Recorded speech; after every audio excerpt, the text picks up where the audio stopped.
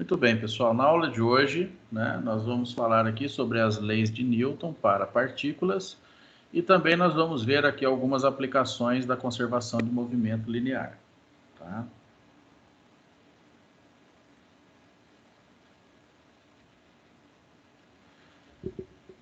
Basicamente, nós vamos falar sobre a dinâmica gravitacional para partículas, aplicando aqui as leis de Newton para partículas. Então, nós vimos também na aula passada, basicamente, o tema de hoje ele engloba os assuntos que nós vimos na unidade 3, nas aulas da unidade 3, seção 3.1, 3.2, 3.3, começando aqui pelo momento linear. O que é o momento linear? Ele é o produto da massa pela velocidade. Momento linear, ele é dado por essa letra L maiúscula, e ele é o produto da massa, pela velocidade. Ele define o quê? Ele define a quantidade de movimento linear ou a quantidade de momento linear de uma partícula. Tá?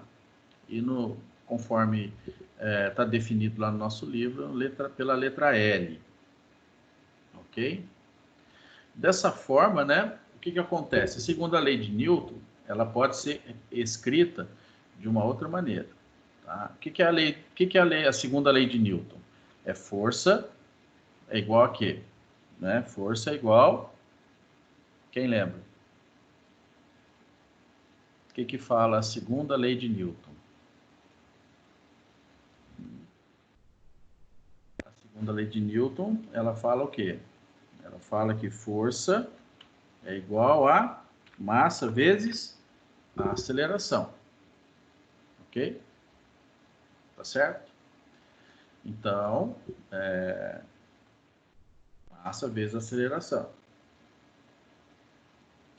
Então, como a quantidade de movimento linear ou momento linear, ele é quem? Massa vezes a velocidade. Quem é a velocidade? Aliás, a velocidade é a derivada do espaço pelo tempo. E a aceleração? A aceleração é a derivada da velocidade em função do tempo, dv dt. Tá certo? Então, se eu derivo L em função do tempo, porque ele já é massa vezes a velocidade, se eu derivar L, eu tenho a força.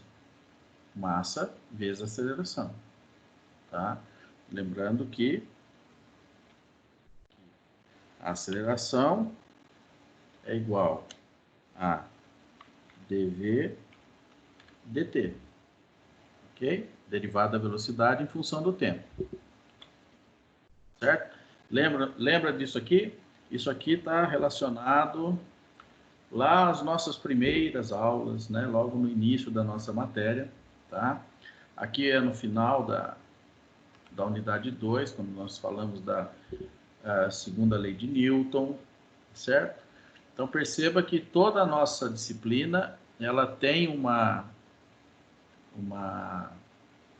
correlação entre todos os assuntos que nós estamos vendo. Então, tudo isso que nós estamos estudando hoje, ele é possível a partir de todas as análises e conceitos que nós vimos previamente, tá? Que nós já vimos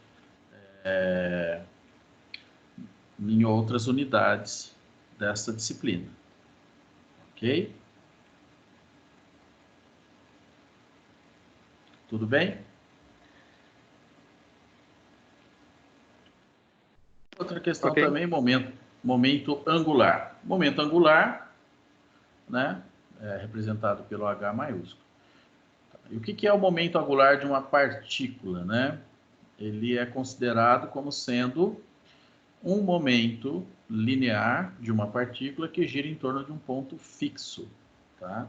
Então, nós temos um ponto fixo, a partícula ela tem uma trajetória circular em torno desse ponto fixo, a uma distância r, certo? Uma massa m, tá?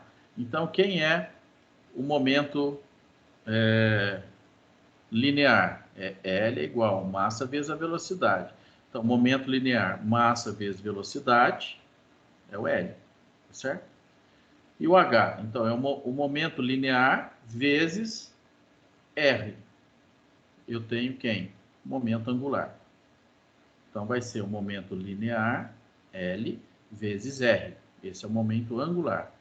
Tá? Escrito de uma forma vetorial. Já numa maneira escalar, é R vezes a massa vezes a velocidade. Massa vezes velocidade, nós estamos falando que é quem? L. Certo? Tudo bem? Né?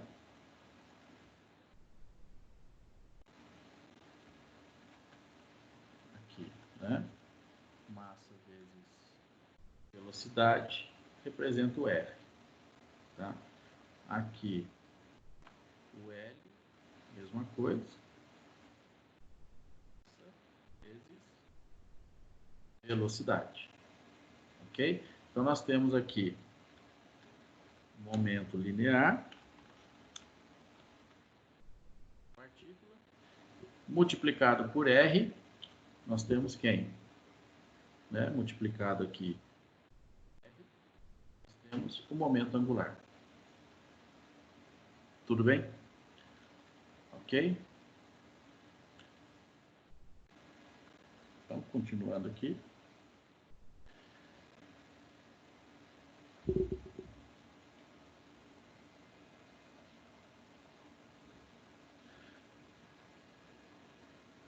Ok? Né? Então, da mesma maneira, né, que uma força resultante F, ela pode gerar uma variação no momento linear de uma partícula. Tá? Um torque ou momento resultante pode gerar uma mudança no momento angular de uma partícula. Tá? Ok? Então, ou seja, da mesma maneira que uma força, quando ela é aplicada, né, numa partícula, ela gera uma variação no momento linear, tá? Um torque ou um momento resultante também pode gerar uma mudança no momento angular, tá certo? Dessa mesma partícula. Então, nós vimos o quê? Que F, massa, segundo a lei de Newton, massa vezes aceleração. Aceleração, derivada da velocidade em função do tempo. Massa vezes dv dt é derivada de momento linear. Então, eu tenho a força. Ah, mas e o momento? Né? O momento ele vai ser a derivada do momento angular em função do tempo. Mas como isso? Né? Se eu derivo dl dt, eu tenho a força. Se eu multiplico por r, eu tenho h. Então, eu posso dizer que o momento ele vai ser a derivada do momento angular em função do tempo. Tá? E o momento resultante, ou em função do tempo, ele vai ser o momento vezes o r, que é a distância, né, da partícula até o ponto fixo em que essa partícula tem uma trajetória circular em torno desse ponto fixo, vezes a velocidade, ou vezes a aceleração, dv dt. Ok? Aí eu integro as duas parcelas, aí eu integro o momento angular, aliás, o momento resultante, m, em função do tempo, e também o momento angular, m vezes r, como m vezes r são duas constantes, né? A massa é constante, a distância é constante, é uma constante, aliás, né? Eu derivo apenas a velocidade, ok? Bom, né? Algumas aplicações, né, com relação a esses conceitos, né? Na aula anterior, eu detalho mais esses conceitos, tá certo? Que nós vimos hoje, tá mais detalhado. Eu vou disponibilizar o vídeo lá para que vocês possam assistir a aula também, tá bom? Então vamos lá. Uma aplicação unidimensional, tá? Que é o deslocamento de uma caixa sobre uma superfície ou um plano qualquer, tá? Então, uma determinada caixa com 6 quilos, ou seja, a massa dela é de 6 quilos, ok? Ela vai se deslizar sobre uma superfície. Essa superfície, né, nós vamos desprezar o atrito, ok? com uma velocidade de 4 metros por segundo, de acordo com essa imagem aqui. Então, tem uma caixa, que ela pesa 6 quilos, a massa dela é 6 quilos, e ela se desliza por uma superfície a uma velocidade de 4 metros por segundo. Aí o que acontece, né? Ocorre uma explosão e essa caixa se divide em 2 pedaços, em que o primeiro fica com uma massa de 2 quilos e atinge uma velocidade de 8 metros por segundo. Determine a velocidade do segundo pedaço. Então veja, a caixa está se deslocando numa superfície a 4 metros por segundo, a caixa pesa 6 quilos, e num determinado instante ocorre uma explosão e a caixa se divide em 2 pedaços. Tá? Um desses pedaços vai pesar 2 quilos. A massa dele é 2 quilos. Com uma velocidade de 8 metros por segundo. Então, qual vai ser a velocidade do outro pedaço? Bom, se ela pesa 6 e um dos pedaços pesa 2, o outro pedaço pesa 4. Correto? Sim ou não? Correto. Sim. Ok. Então, vamos lá, né? O momento linear inicial é L igual a massa vezes velocidade. Momento linear. E o momento final, ele vai ser o quê? A massa dos momentos lineares dos 2 pedaços. Então, L1 igual a massa 1 vezes velocidade 1, L2 igual a massa 2, velocidade 2. Tudo bem? Tá? Aí nós vemos aqui,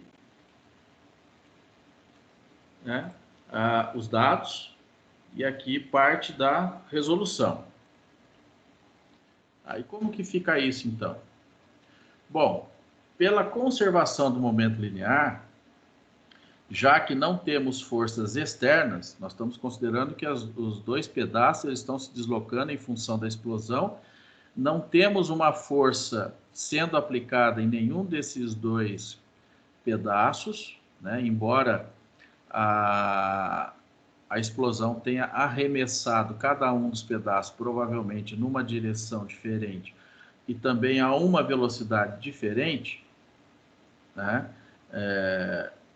Não está sendo considerado nesse exercício nenhuma outra força externa aplicada a nenhum dos pedaços. Tá? Então, pela conservação do momento linear, né? Como nesse caso nós não temos forças externas aplicadas a nenhum dos 2, então o momento linear do pedaço 1 mais o momento linear do pedaço 2 é igual ao momento linear, né, da caixa toda, né, provocado pelos 2 pedaços. E quem é o momento linear? M vezes V. E o momento linear de 1? M1V1. E o momento linear de 2? M2V2. Basta substituir aqui, né, os valores e nós conseguimos determinar aqui a velocidade do segundo pedaço, né? Então, qual é o momento linear, né, inicial? Massa vezes a velocidade, onde isso antes da explosão. A caixa era uma peça única, tinha uma massa de 6 quilos e a uma velocidade de 4 metros por segundo. Ok? Então, o pedaço 1. O pedaço 1, ele, depois da explosão, a caixa se dividiu em 2 pedaços. Um, nós sabemos que pesa 2 quilos, né? A massa dele é 2 quilos. E ele atingiu uma velocidade de 8 metros por segundo. O segundo pedaço, né, nós já fizemos aqui rapidamente, a massa dele é 4, porque se a caixa pesava 6, o segundo pedaço pesa 2, obviamente o primeiro pesa 4. E aí eu fico apenas com uma incógnita, né, que é a velocidade do segundo pedaço. Resolvendo aqui essas operações, 6 vezes 4, 24, 2 vezes 8, 16, passa para o outro lado menos. O 4 multiplica, passa dividindo, resultando, né, 24 menos 16 dá 8, 8 por 4, 2 metros por segundo. Essa é a velocidade do segundo pedaço, né, da caixa após a explosão. Ok? Então, após a explosão, esse segundo pedaço da caixa, ele atingiu uma velocidade de 2 metros por segundo. Tá? Tudo bem? Alguma dúvida? Tranquilo? Não, bem tranquilo. Tá, então vamos para o próximo, né? Agora a gente vai ver uma aplicação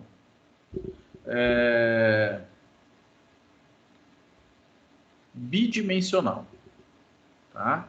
Então veja, após uma explosão, né, um disco voador, ele tinha uma forma circular com uma massa m. Tá? Ele estava em repouso no vácuo, ele se partiu em 3 pedaços. Esses pedaços se separaram em um mesmo plano, XY. Tá? O pedaço C, ele tem uma massa de 0,3 m e uma velocidade final de 5 metros por segundo.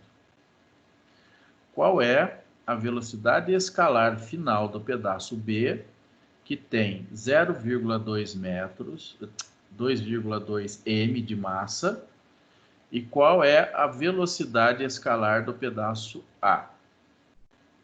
Tá? Muito bem, né? Então, só rapidamente, né? Se o pedaço B, após a explosão, ele ficou com 0,2 m, né? O disco voador ele pesava quanto? M. O pedaço B, depois da explosão, 0,2 de m. E o pedaço C, 0,3. Somando os dois, 0,5. Portanto, a massa do pedaço A é m menos 0,5 de m, que vai ser igual a 0,5 de m. Tá certo? Nós já vamos ver isso mais adiante também. Eu falo novamente. Opa. Tá? Então, houve uma explosão e os pedaços eles se deslocaram todos no mesmo plano, XY. Tá? Se dividiram, cada um por uma direção. Ok?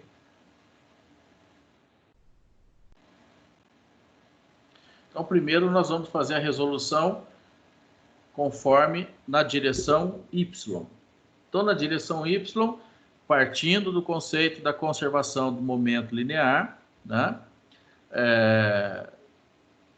Aqui não menciona que nós temos forças externas atuando em nenhum desses pedaços após a explosão.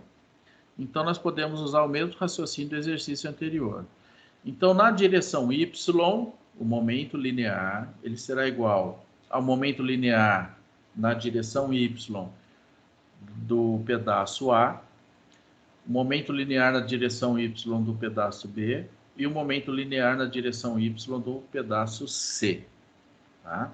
Então, é a somatória do momento linear de cada um desses componentes é o momento linear em Y. Ok?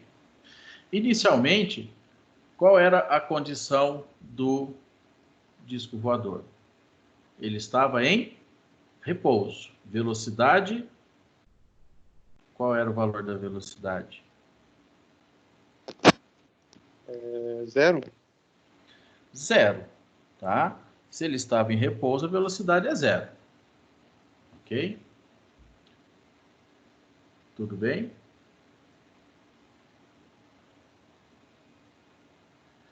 Então, e aí nós vamos ter também, né, da mesma maneira, para cada um deles. Mas por que que o LAY é 0? Né? A gente volta um pouquinho no slide anterior, também para definir aqui esses ângulos, né? Tá? Então, no enunciado também é dado aqui o seguinte, velocidade de A velocidade B, velocidade de C, aqui velocidade de C, ok? Eles formaram esses ângulos entre si, tá? Então, o eixo XY ele está nessa posição, ok? Tá? Bom, então aqui formou-se, né, entre a velocidade de B e o eixo X, 50, e aqui não saiu, mas aqui são 10 graus, né? 10 graus, tá certo? E a velocidade do pedaço A, ele está exatamente em cima do eixo X. Então, se ele está na direção X, qual é a velocidade dele na direção Y? É zero, porque ele está se deslocando exatamente no mesmo sentido de direção do eixo X. Tá? Então, ele só vai aparecer aqui velocidade na direção X, não aparece na direção Y. Por essa razão, nós temos apenas componentes do pedaço C e do pedaço B, né, com relação ao momento linear, em relação ao eixo Y. Tá? Então, vamos voltando novamente. Então, momento linear de AY é zero, porque eu não tenho velocidade, né? Eu não tenho uma componente da velocidade na direção Y, porque o pedaço A ele está exatamente na direção do eixo X. Mas os pedaços B e C não estão. Eles estão em outra linha de movimento, né? Então, nós temos a massa de B, velocidade de B, vezes seno de 50, mais massa de C, menos massa de C, vezes a velocidade de C, vezes cosseno de 10. Ok? Então, aqui. Continuando, né? Substituindo os valores, qual é a massa de B? 0,2 de M, vezes VB, vezes seno de 50, mais a massa de C, 0,3 M. Velocidade de C é 5, que ele é dado aqui no enunciado. Ó, o pedaço C tem massa de 0,3 M e uma velocidade final de 5 metros por segundo. Então, ele tem a velocidade, vezes o cosseno de 10. Com isso, eu tenho uma única incógnita, a velocidade de B. E por essa equação, eu já consigo determinar qual é a velocidade do pedaço B. Tá? Multiplicando o seno de 50 por 0,2, nós vamos ter menos 0,1532 M vezes VB, mais 0,3 que multiplica cosseno de 10, que dá vezes 5, né? Vezes a velocidade. 1,4772 de M. Muito bem. Tá? Passando 1,4772 para o outro lado da igualdade, dividindo por 0,1532, né, de M, nós conseguimos determinar a velocidade, né? M com M aqui, cancela, e aí nós vamos ter que a velocidade do pedaço B é igual a 606.423 metros por segundo. Então, aqui nós temos a velocidade B. Então, o item A, que era determinar a velocidade escalar final do pedaço B, né, é dada dessa forma aqui. Alguma dúvida, alguma pergunta? Tudo tranquilo? Tranquilo por enquanto, professor. Tá joia. Bom, agora nós vamos ver a resolução em X, né? Nós vamos fazer o mesmo raciocínio, na direção x. Então, partindo do mesmo conceito da lei de conservação do movimento, o momento linear, como nós não temos forças externas atuando em nenhum desses pedaços, então, o momento linear na direção x vai ser a somatória do momento linear provocado por cada um dos pedaços do disco voador. Tá? Então, LA na direção x, LB na direção x e LC na direção x também. Ok? Tá? Aqui, atenção, o momento linear em A já não é zero. Tá? Mas o momento linear em x, ele é zero. Por quê? Porque ele parte do repouso, não tem velocidade. Tá? E o momento linear é massa vezes velocidade. Ele tem massa, mas não tem velocidade. Então, o momento linear é zero. Tá? Então, o LAX vai ser menos MA, por conta do sentido para qual o pedaço se deslocou. Né? Vamos retornar lá para a gente ver. Dura aqui. Tem que ser 1 a 1. Aqui, ó. Ó a direção. Olha aqui, né?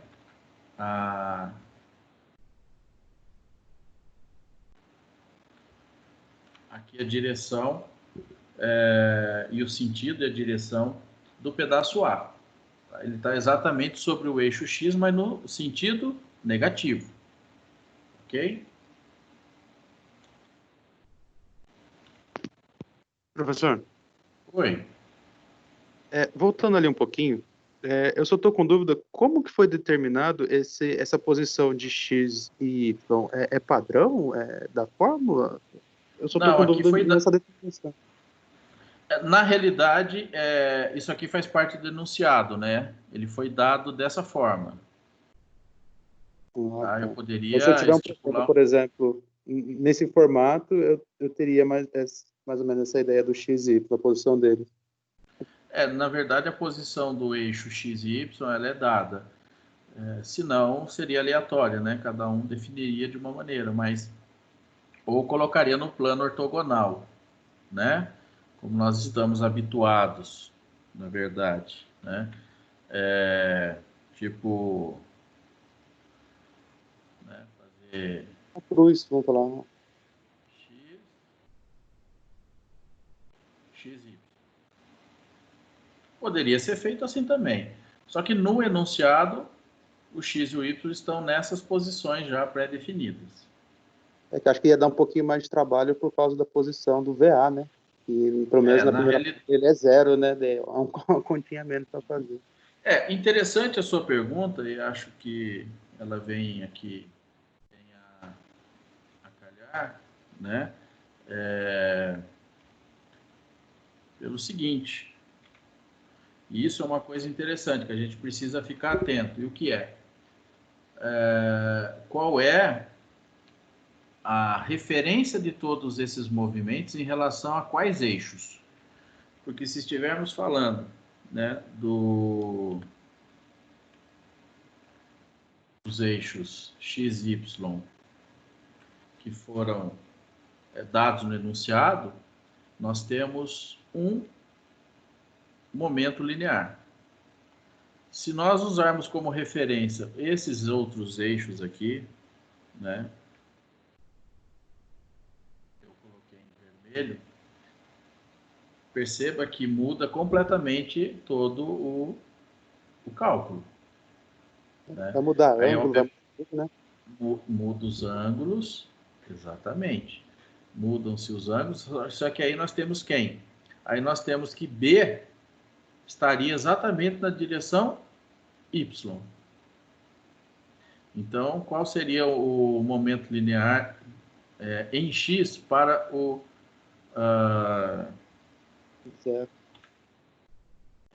aqui para o pedaço B? Seria zero, né? Então, perceba que o raciocínio muda em relação aos eixos que estão sendo adotados. Tá?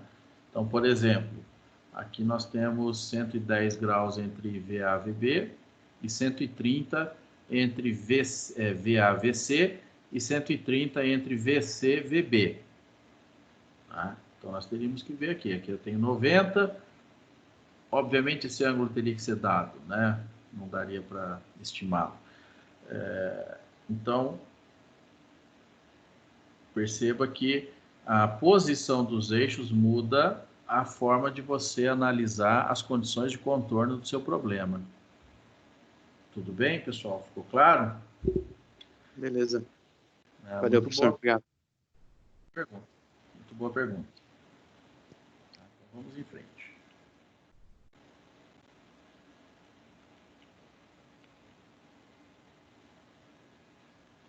Então, nós estamos aqui, resolução em X, né?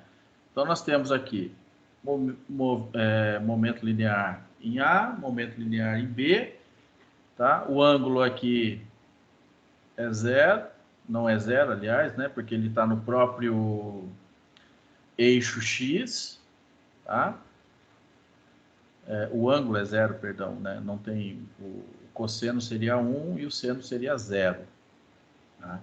Então, aqui, momento linear em B, massa vezes a velocidade, vezes o cosseno de 50.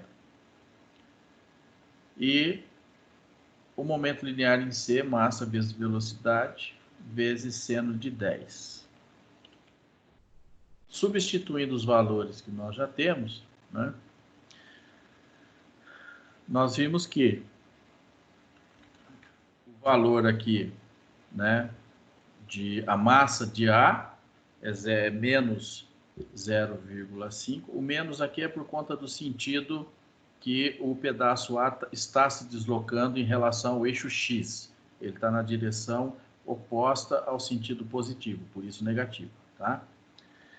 Então, qual é o valor do MA? Ele vai ser o quê? M menos a massa do pedaço B, que é 0,2 de M, menos a massa do pedaço C, que é 0,3 de M. Isso é igual a 0,5 de M. Tá certo? Por essa razão, né, que é esse valor aqui. Acho que está claro, né? Alguém tem alguma dúvida? Alguma pergunta? Tranquilo, professor. Vai. Deixa eu habilitar aqui.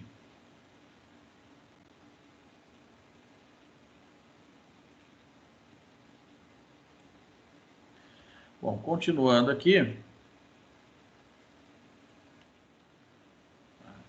Então, já fazendo aqui algumas simplificações, né? Cosseno de 50 vezes a velocidade do pedaço B, vezes 0,2. Então, resulta em 1,2396 de M. Mais, mesma coisa aqui por pedaço C, 0,3 de M, que multiplica 5, que multiplica seno de 10. Isso resulta em 0,2605. Então, eu posso somar essas duas parcelas aqui, ó, tá? 1,23 mais 0,26 de M. Eu posso somar essas duas. Tá? Isso vai dar aqui praticamente 1,5 de M, né? Então, nós vimos aqui 0,5 de M vezes VA, velocidade de A, que é a única incógnita que nós temos, e é exatamente o que nós vamos determinar aqui. Então, somando essas duas parcelas, 1,5 de M. Tá? Então, nós vamos passar o 1,5 para o outro lado da igualdade e o 0,5 dividindo. E aqui nós vamos determinar qual é a velocidade do pedaço A após a explosão, né? Então, a velocidade do pedaço A é 3 metros por segundo na direção X. Tá?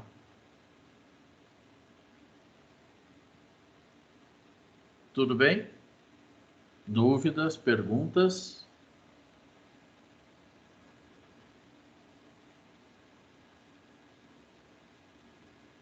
Então tá. Vamos em frente, então. Né? Vamos em frente. Bom, aqui eu trouxe um outro exercício, né? Que eu retirei aqui de um livro. Então, vamos ver aqui. Com relação a uma situação do recuo de um rifle. Vamos imaginar aqui um atirador que segura um rifle. A massa do rifle é 3 quilos, tá? Frouxamente, de modo que a arma possa recuar, ou seja, ele não está com o rifle encostado no corpo, impedindo que ele tenha qualquer deslocamento, tá? E também o rifle não está apoiado em nenhum anteparo que impossibilite o recuo, tá? Então, após o disparo, vai haver o recuo, ok? Então, após ele fazer o disparo, né, a bala, uma bala de massa 5 gramas, tá? Numa trajetória horizontal, uma velocidade relativa ao solo dada por 300 metros por segundo, certo? Então, o atirador, ele disparou, né, o rifle, e a bala ela foi projetada a 300 metros por segundo. Tá? E a massa dessa bala é de 5 gramas. Tá? Qual é a velocidade do recuo do rifle? Quais são os valores da energia cinética final e do momento linear total final da bala? E também o momento linear total do rifle. Tá? Vamos lá.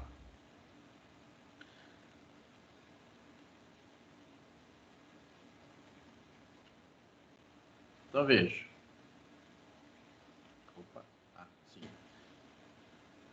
Partindo também do mesmo conceito, né? Lei da conservação do momento linear aplicado ao componente x, ele vai fornecer o quê, né? Então nós vemos que px é igual a zero,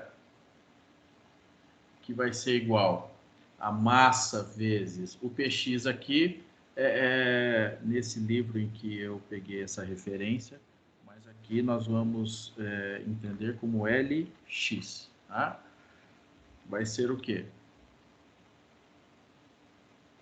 O momento linear provocado pela bala, mais o momento linear provocado pelo recuo, tá? Então, o momento linear, né, fazendo aqui já algumas simplificações, até mesmo antes das operações. Então, nós temos a massa da bala, velocidade da bala, massa do rifle, mas eu não tenho a velocidade do rifle, tá? Então, isolando a velocidade do rifle, né, eu passando isso para outro lado da igualdade, dividindo pela massa do rifle. Tá? Aí nós obtemos a velocidade. Então, a massa da bala é 5 gramas, transformado aqui em quilos. Tá? Nós temos que também observar bem aqui as unidades de medida que nós estamos utilizando. Tá certo? Importante prestar atenção na conversão das unidades de medida. Todas na mesma ordem de grandeza. Dividido pela massa do rifle, que é 3 quilos. Tá? Vezes a velocidade da bala, 300 metros por segundo. Então, ou seja, a velocidade de recuo do rifle é de 0,5 metros por segundo. E aqui o sentido negativo, né, é justamente porque o recuo é no sentido oposto ao deslocamento da bala. O recuo é para trás, a bala ela é projetada para frente. Tá? Então, por isso, o sinal negativo, tá? No sentido oposto. Ok?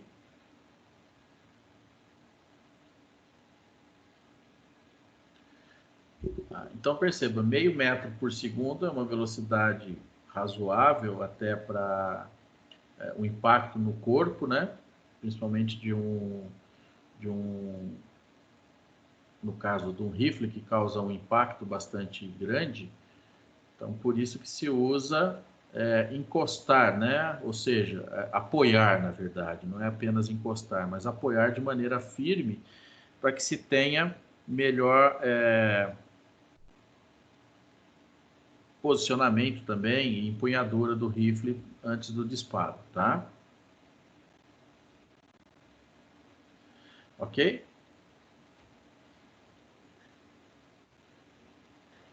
Ok. Então vamos. Mas ele fez uma outra pergunta, né? Ele queria saber também o que mais? Ele perguntou um monte de coisa aqui. Velocidade de recuo nós já vimos, 0,5 metro por segundo. Quais são os valores da energia cinética final e do momento linear total final da bala e também do rifle? Então, vamos lá. Bom, a energia cinética e o momento linear final da bala serão momento linear da bala, né? Na verdade, aqui vai ser LX, LBX, né?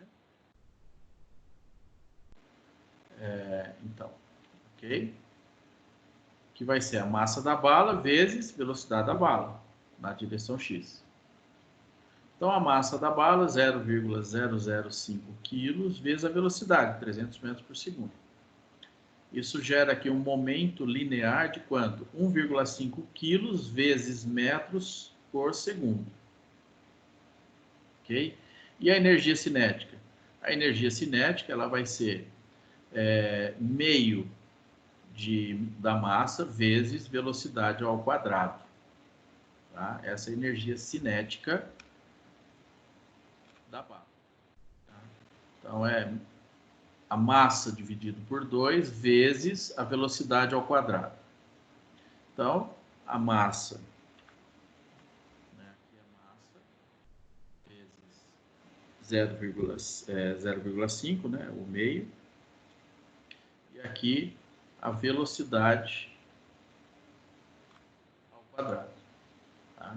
A unidade de medida aqui, ela será joule, tá? 225 joules. É a energia cinética gerada pela bala. Ok? Agora, para o rifle, né, a energia cinética e o movimento linear, eles serão aqui também, eu vou mudar aqui a cor.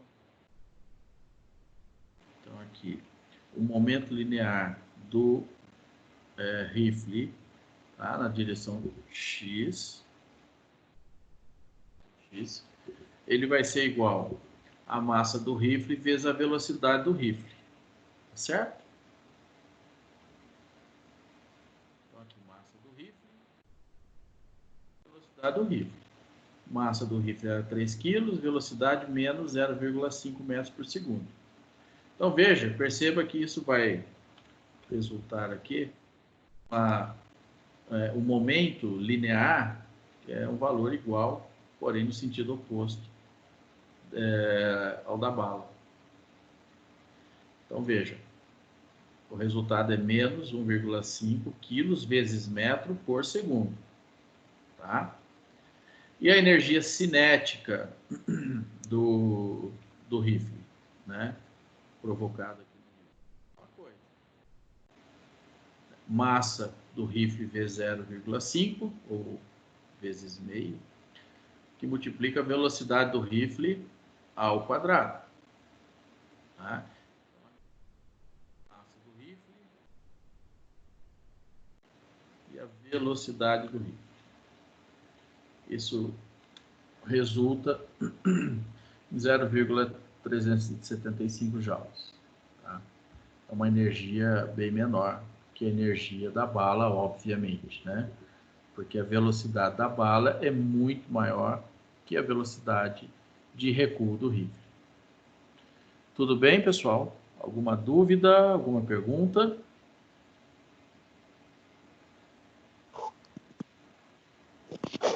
Tranquilo até agora, professor. Tá joia.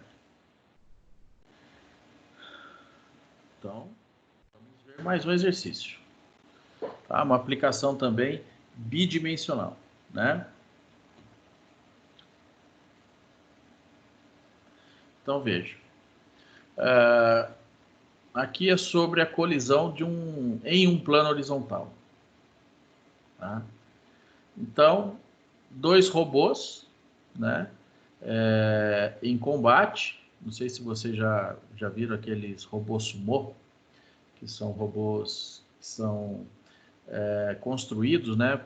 Geralmente por alunos do curso de engenharia de automação, para fazer disputas, né? Então, esses robôs, em combate, eles se deslizam sobre uma superfície sem atrito, ou seja, nós não levamos em consideração o atrito, tá? Está sendo desprezado. Tá certo? Então, eles estão nesse deslocamento, de acordo com a figura. Tudo bem? Então, o robô A, ele tem uma massa de 20 quilos. E ele se move numa velocidade de 2 metros por segundo, paralelo ao eixo X. Ele colide com o robô B, né, com massa de 12 quilos, né, bem mais leve, que está inicialmente em repouso. Depois da colisão, verifica-se que a velocidade do robô A é de 1 metro por segundo, com uma direção que faz um ângulo de 30 graus em relação a X, alfa. Tá? Ângulo alfa, 30 graus. Tá? Com uma direção inicial. Qual é a velocidade final do robô B? Ok?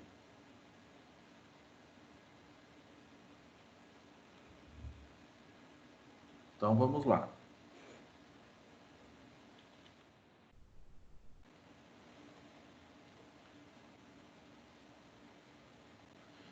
Então, veja. A conservação, né? A mesma coisa, né? A lei de conservação no componente X do momento linear total, ele vai fornecer que a massa de A, semelhante àquele exercício que nós vimos lá anteriormente, né? Da caixa que se dividia em 2 pedaços. Então, tem a massa de A vezes a velocidade de A. Isso, velocidade 1, ou seja, antes da colisão, na direção X. Tá? Então, deixa eu pegar aqui. Tá? Na direção de A, na direção X, tá certo? Antes da colisão. Mais a massa de B vezes a velocidade de B, tá? Que nesse caso B ele estava em repouso, então a velocidade é igual a 0. Também na direção X. Então perceba que aqui nós estamos falando do momento linear total antes da colisão. E aqui nós vamos ter o momento linear total após a colisão. Ok? Então nós também vamos ter aqui a massa de A vezes a velocidade de A, índice 2, porque é em relação, refere-se após a colisão com o robô B. Mais a massa do robô B vezes a velocidade de B após a colisão, na direção X. Tá? Então, na realidade, quem que nós estamos querendo determinar aqui, né? O que ele pede aqui no exercício? Vamos voltar aqui só um segundinho. Então, ele pergunta, qual é a velocidade final do robô B? Ok? Então, nós temos que determinar quem? Aqui, ó. Velocidade final de B. A velocidade inicial de B nós já sabemos, ele estava em repouso, então ele é 0. Né? Então, isolando a velocidade do robô B, né? Nós conseguimos aqui fazer o cálculo substituindo depois os demais valores. Né? Então, essa parcela que está somando, ela vai passar para o outro lado da igualdade, subtraindo. E essa outra parcela, que está multiplicando a velocidade, ela passa para o outro lado da igualdade, dividindo. Substituindo aqui os valores, a massa do robô A era 20 quilos, velocidade inicial antes da colisão, 2 metros por segundo. Mais a massa do robô B, 12 quilos, velocidade antes da colisão, 0, menos a massa do robô A, após a colisão ela se manteve a mesma, porém a velocidade mudou. Tá? Após a colisão, a velocidade do robô passou para 1 metro por segundo. Só que aqui eu já multiplico por quem? Cosseno de 30. Tá? E cosseno de 30. Vamos aqui. Okay? O enunciado nos fala que o robô A, após a colisão, ele mudou de direção a 30 graus, um ângulo, formando um ângulo de 30 graus em relação a x. Então, nós temos que alfa é 30 graus. Por que cosseno? Porque nós estamos pegando a componente em x.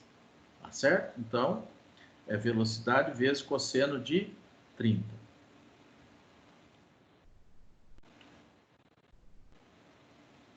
Ok?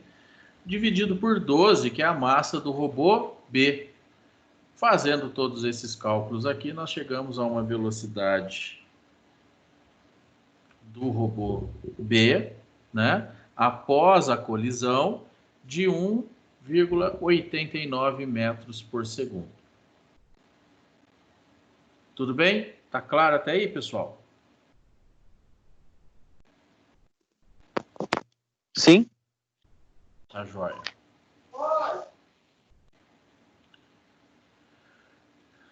Então, mas tem mais algumas coisinhas aqui, embora não tenha sido pedido, mas a gente também vai ver, né? Então, por exemplo, aqui, ó, de uma forma análoga, né, paralela, a conservação do componente y, né, do momento linear total vai ser o quê? Né?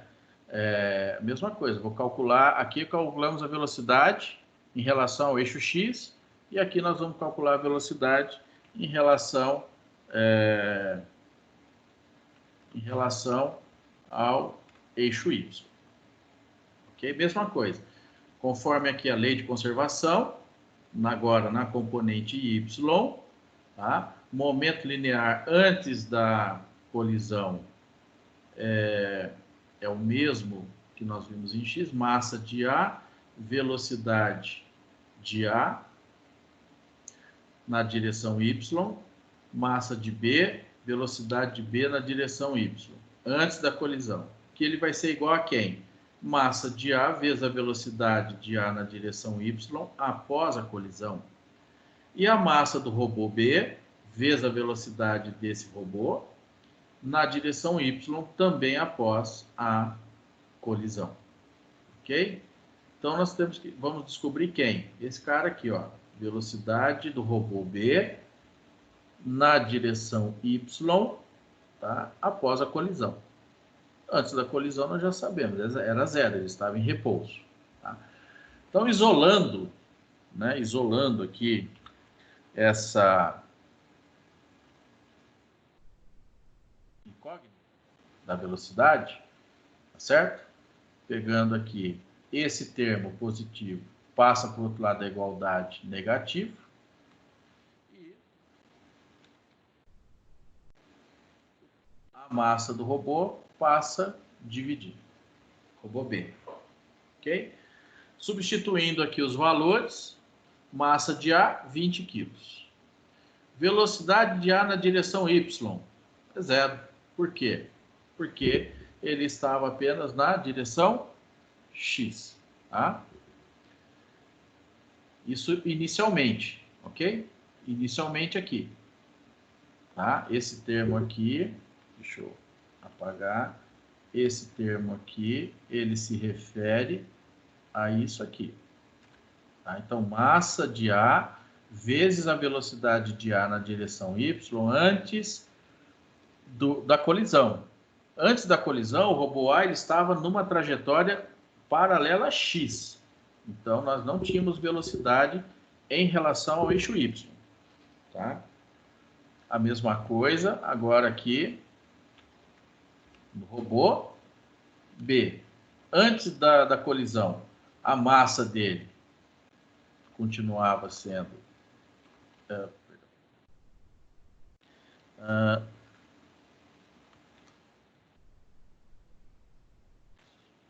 a massa do robô B, 12 quilos. Antes da colisão, a velocidade dele era zero, porque ele estava em repouso. Então, tanto faz na direção X ou Y, ele estava em repouso. Ok? Agora, aqui embaixo, nós temos quem? Nós temos a massa do robô A, vezes a velocidade do robô A, né? Nesse caso aqui, ele vem subtraindo, tá? Só que após a colisão, o robô A tem velocidade na direção Y, que passa a ser de 1 metro por segundo, tá? Mas isso, aliás, numa direção a 30 graus do eixo X. Na direção Y, eu multiplico por quem? Multiplico pelo seno de 30 para determinar a componente da velocidade do momento linear em relação ao eixo Y. Ok? Efetuando essa operação, dividindo aqui por 12, nós chegamos a uma velocidade de menos 0,83 metros por segundo na direção Y, referente ao robô B. Ok? Então, qual era a velocidade, né? Aqui nós temos a velocidade de B em relação a X, componente da velocidade do robô B em relação a Y, tá? Mas qual era a velocidade dele na direção em que ele está sendo projetado? E qual é o ângulo também? Aquele ângulo beta, né? Embora esteja calculado aqui, né? Vocês já devem ter observado, mas aqui nós temos quem? Nós temos a componente Y, a componente da velocidade em X. Mas eu não tenho. Eu quero saber quem? Velocidade do robô. Então, veja, logo após a colisão, o robô B, ele se move no sentido também positivo, né? Deixa eu só habilitar aqui um aluno. Pronto. Voltamos. Então, veja.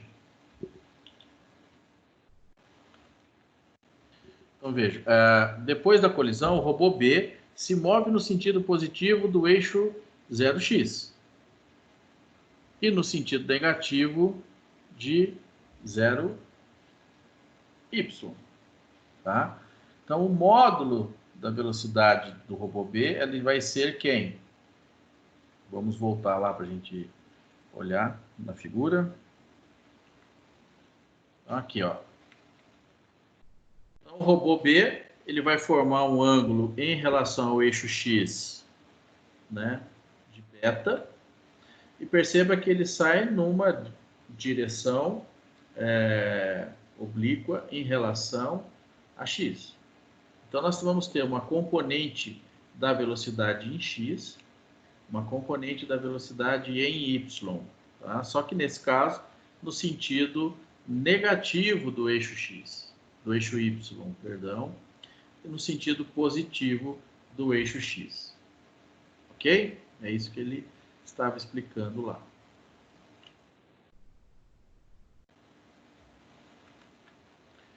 Então, na realidade, a velocidade em B nada mais é que a hipotenusa formada pelos triângulos, né, da velocidade, da componente da velocidade em X, da componente da velocidade em Y. Então, raiz quadrada do quadrado da soma do quadrado dos catetos, né? Isso resulta em 2 metros por segundo, ok? Tá? Atenção que isso daqui se refere a quem? A VBY.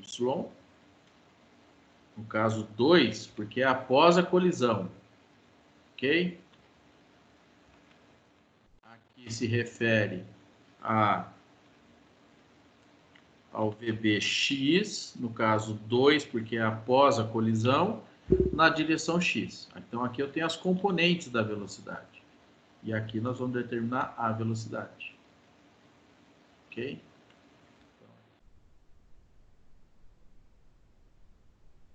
E aqui. Ok? E se eu quiser saber qual é o ângulo, né? Basta pegar a tangente desse triângulo aí, que é formado. Né?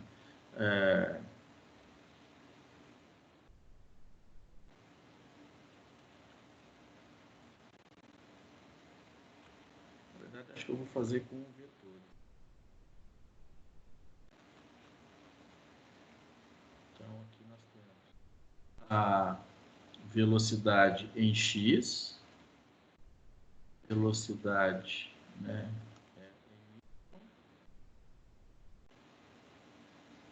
Ok? Aqui, na verdade, aqui.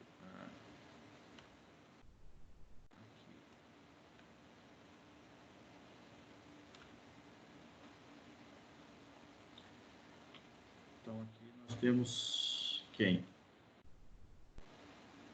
VB2, X,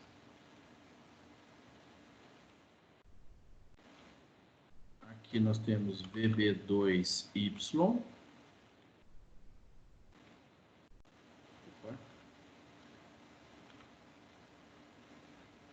e aqui VB2, ok?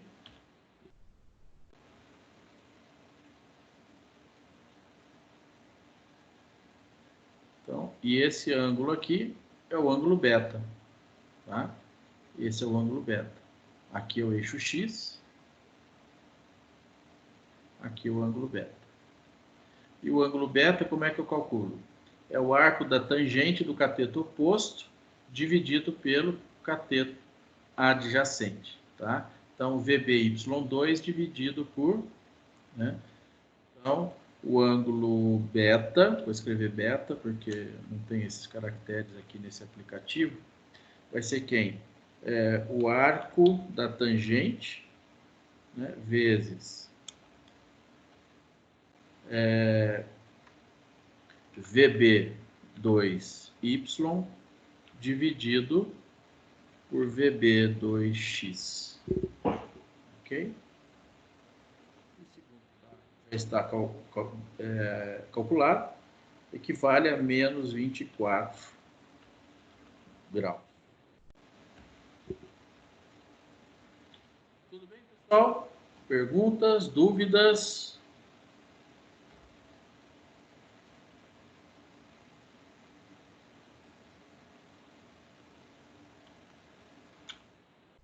Tranquilo?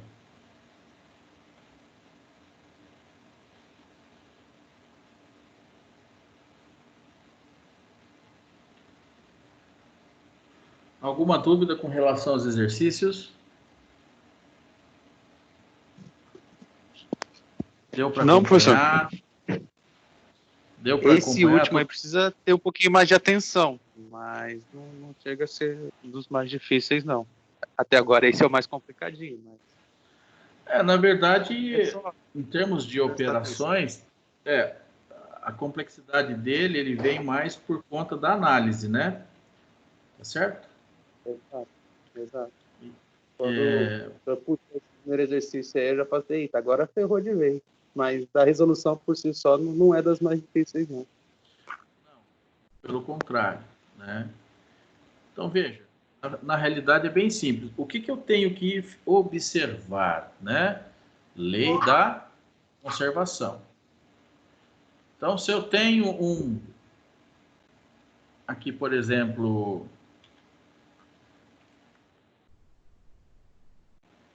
uma trajetória, né? Como é o caso das partículas lá também, dos pedaços do disco voador ou da caixa, né? Que O da Caixa nem entrou nesse mérito da direção em que cada um dos pedaços estavam indo.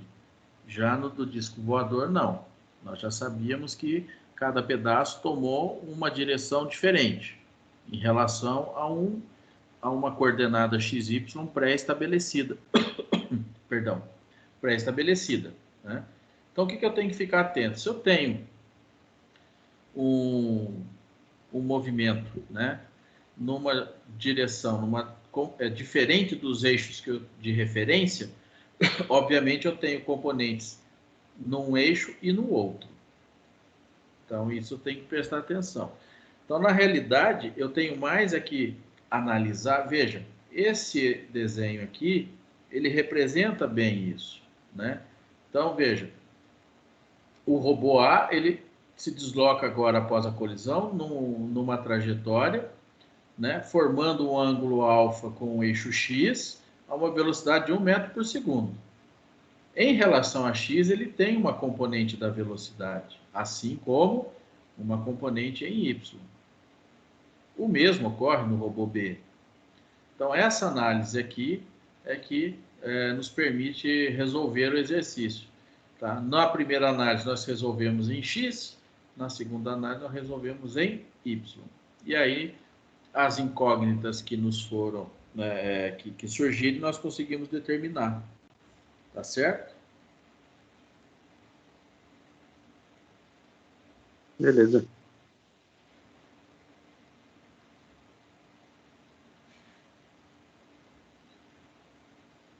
Entendi. Então, tá claro, pessoal? Alguma dúvida com relação a algum desses exercícios? Tá tudo em ordem? Tá tranquilo?